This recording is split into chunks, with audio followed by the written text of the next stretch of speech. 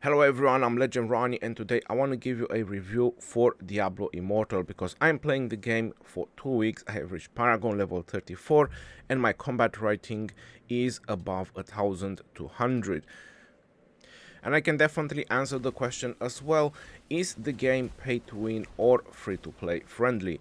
There is a no and there is a yes as well in both of them, but the more you're going to listen to me on this video, the more you'll understand about what I have to say.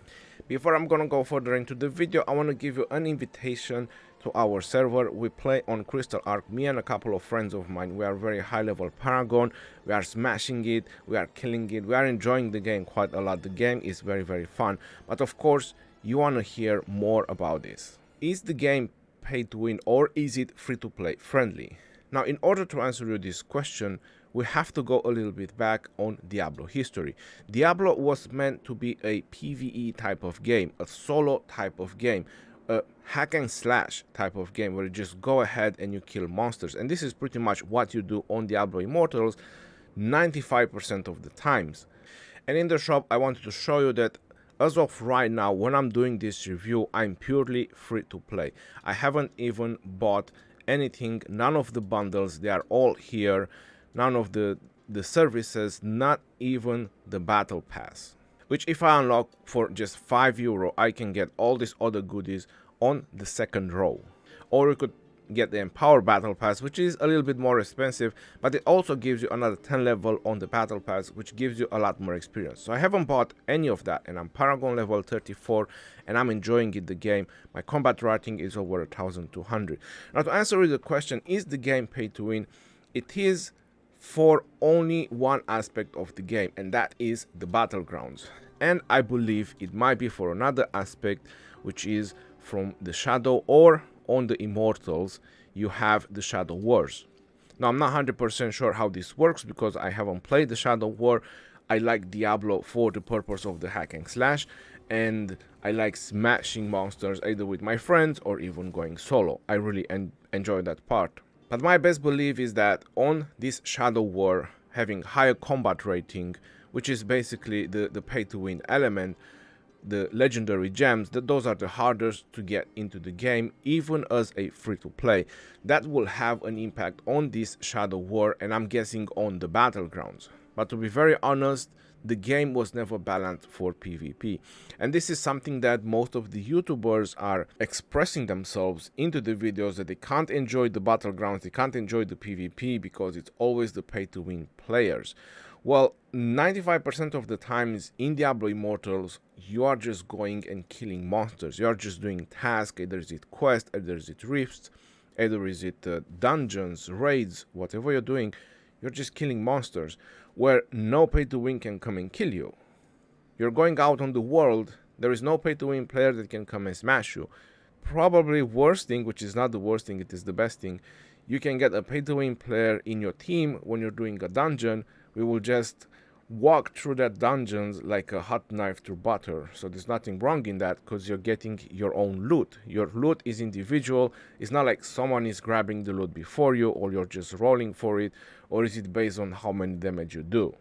So is the game free to play friendly? I think that it is very free to play friendly, and you don't have to spend at all to enjoy Diablo Immortals. That is the most important part. Now, that at some point you might reach a pay to win wall, I have no idea. Right now I am on Hell 2 with my current combat rating. I am able to farm on Hell 2 and I'm able to do quite a decent amount of damage. Things work out for me so far without spending a little bit into the game, not even the battle pass, which I plan to do, but I wanted, for the purpose of the video, to not purchase anything on the account. And I might just keep it like that so people can see in the future, like, how far can you get as a free to play. Will you ever stuck somewhere as there is higher Hell difficulties? As you notice, on Hell 2 it says Paragon 30 to 130 and I am only 34 and I'm still being able to be competitive in Hell 2. So Hell 3 is Paragon level 80 to 210. That might just take a while.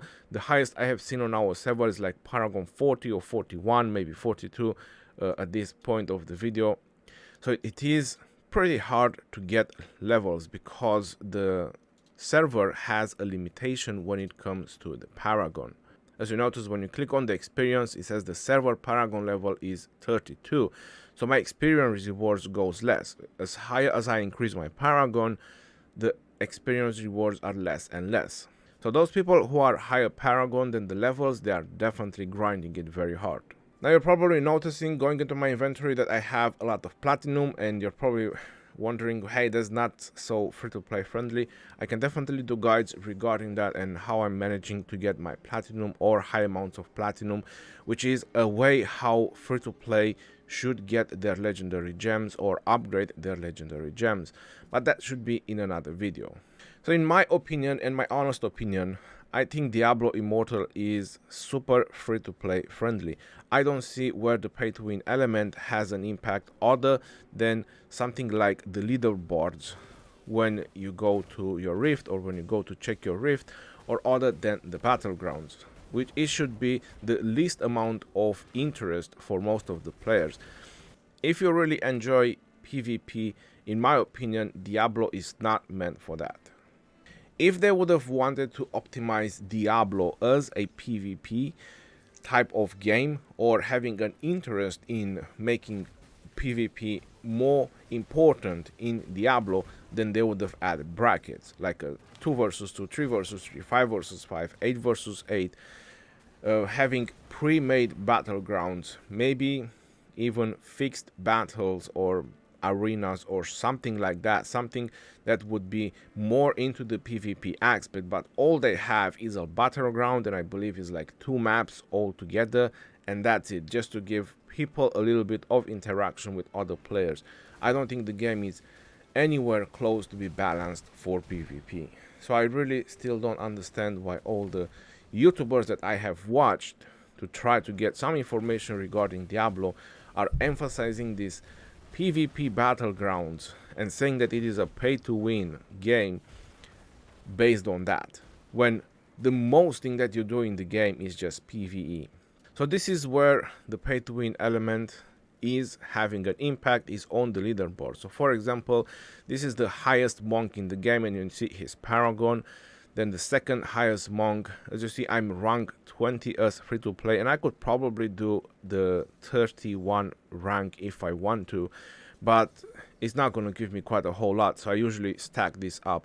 Also, as a advice, since I'm checking the challenge rift, you should 100% do the level 30. I can do more guides and videos regarding this on a separate video, but you should definitely do the level 30 if you can. If your combat rating is close to 1200, you should definitely try to get this one. So as I was checking some of the players on the leaderboard, you can check their attributes and you can check their combat rating, and you see 2000 combat rating. You can see his items, you can see the rank of his gems. So this is 100% a player that spent a lot of money into the game just by checking the ranks on his gems, just by checking the stars on his gems. It can tell you how much resonance he has, and that is 2220. My resonance is 285. So obviously he dropped a couple of Ks into the game, but how is that affecting me? Because the worst thing that can happen, I can meet him in a party or in a group where we're gonna play the same dungeon or killing the same boss, and he's just gonna smash through it.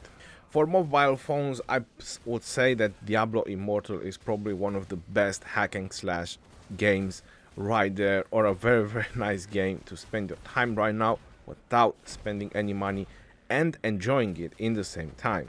Let me know in the comment section below, what do you think about Diablo Immortal? What is your opinion about the game after you saw this review and after you hear what I had to say?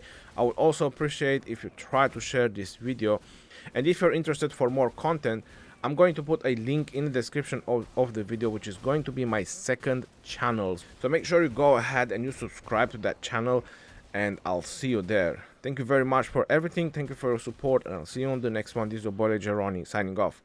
Peace out, and take care. See you on the next one, and stay safe out there, my friends.